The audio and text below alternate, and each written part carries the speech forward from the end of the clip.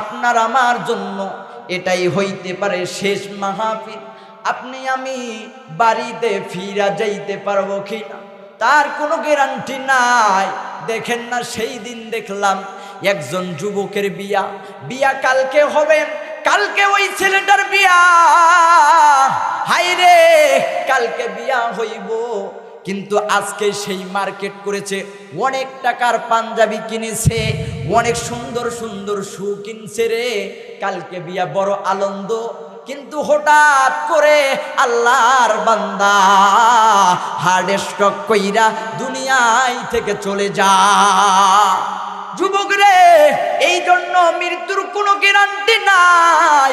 যেহেতু মাহফিলের মধ্যে আসছেন রে ভাই, দেখেন না, এমনও হইতে পারে আপনি আমি ঘুমাইয়া গেলাম, দেখবেন ফজরের পর এলান হইতে গেছে, এলান হইতেছে অমুক গ্রামের মধ্যে অমুক যুবকটা নাই, একসাথে বয়ান শুনলাম, একসাথে কত কিছু করলাম রে।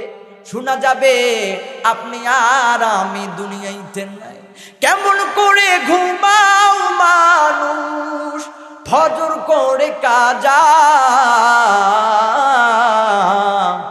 এমন তো হতে পারে জহরে জানাজা তোমার, এমন তো হতে পারে জহরে জানাজা।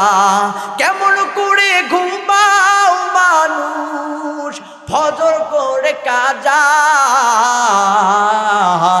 এমন তো হতে পারে জহরে জানাজা তোমার, এমন তো হতে পারে জহরে জানাজা। মুসলমান ইমানদার, তাহলে সামনে আরেকটু যাব আব্বাজান, যাব? ভালো লাগে যাব বাজান রে। দেখেন তো, আপনাদের সামনে একটা আয়াত তেলাওয়াত করেছি। আল্লাহ রাব্বুল আলামিন জানাইয়া দেয়, ওয়া কাদা রাব্বুকা আল্লা তা'বুদু ইল্লা ইয়াহু ওয়া বিল ওয়ালিদাইনি ইহসানা। তোমরা আল্লাহ তাআলা ছাড়া কারো ইবাদত কইরো না, কারো ইবাদত বندگی কইরো না, কিন্তু জেনে নাও এরপরে তোমরা তোমাদের মাতা পিতার সাথে ভালো ব্যবহার করো, মাতা পিতার খেদমত করো। কিন্তু ভাই রে, অনেক দুঃখের বিষয় রে, আহারে কেমন কইরা কষ্টের কথাগুলো বলি রে ভাই। যেই মা বাবা আপনাকে আমাকে কত কষ্ট করে লালন পালন করলো রে ভাই, ওই মা বাবাকে বড় হওয়ার পরে আমরা দু চোখ দিয়ে দেখতে পারি না। শুধু তাই নয়, আজকে দেখবেন বৃদ্ধাশ্রমগুলোতে যাইয়া দেখবেন, জিজ্ঞাসা করেন, মা গো আপনি বৃদ্ধাশ্রমে কেন, আপনার কি সন্তান নাই?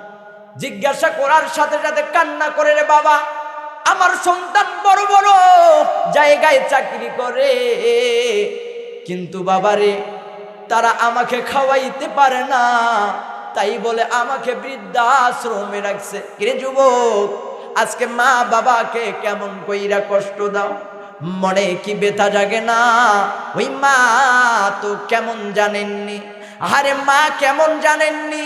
আরে এই যে রাজশাহীর ঘটনা, একজন মায়ের গর্ভে যখন সন্তান চলে আসলো, সন্তানটা যখন গর্ভের ভিতরে চলে আসছে, রাজশাহী মেডিকেলের ভিতরে চেক আপ করে দেখলো ডক্টরগুলো, চেক আপ করে দেখার পরে দেখতেছে রে, যেই সন্তানটা গর্ভের ভিতরে আছে, যদি এখন সন্তানটাকে সুস্থ আকারে দুনিয়াইতে নিয়ে আসে রে, তাহলে আর মা বাঁচবে না। যদি মাকে বাঁচাইতে চাই রে, তাহলে আর সন্তানটা বাঁচবে না, গর্ভের সন্তানটা মরে যাবে। ডক্টর দুইটা অপশন দিলেন, বললেন দেখেন আপনারা মাটাকে বাঁচাইতে চান নাকি সন্তানটাকে বাঁচাইতে চান? এবার স্বামীর পরামর্শ হইল, না না, আমার স্ত্রীর দরকার, গর্ভের সন্তানটাকে আপনারা মেরে ফেলেন। শ্বশুর শাশুড়ি সকলে বলতেছে না না, আমাদের বৌমার দরকার, আপনারা ওই গর্ভের সন্তানটাকে মেরে ফেলেন। মা বাবা, ওই মেয়েটার মা বাবা বলতেছে ওরে ডক্টর, ওরে না, আমাদের মেয়ের দরকার, গর্ভের সন্তানটার দরকার নাই। কিন্তু মা, আরে বন্ধু, মা এবার ওই হসপিটালের বেডের মধ্যে শুয়ে আছে। হঠাৎ করে মায়ের কানে এই সাউন্ডটা গেছে যে সকলের পরামর্শ হইল সন্তানটাকে মেরে ফেলবে রে। মা জানাইয়া দেয় রে ডক্টর, ওরে না, সকলের পরামর্শর দাম আছে, কিন্তু আমি মা আজকে 9-10টা মাস গর্ভের ভিতরে রাখলাম রে, আমার কি কোনো দাম নাই।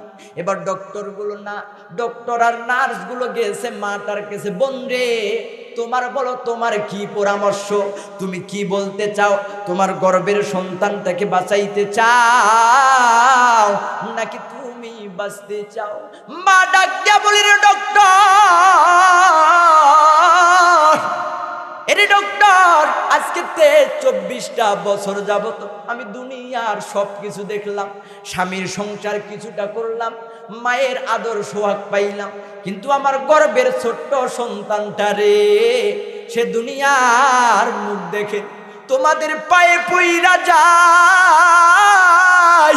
আমার সন্তানটারে মাইরো না, আমার সন্তানটারে মাইরো, আমি মা মরতে চাই, আমার গর্ভের সন্তানটারে মাইরো।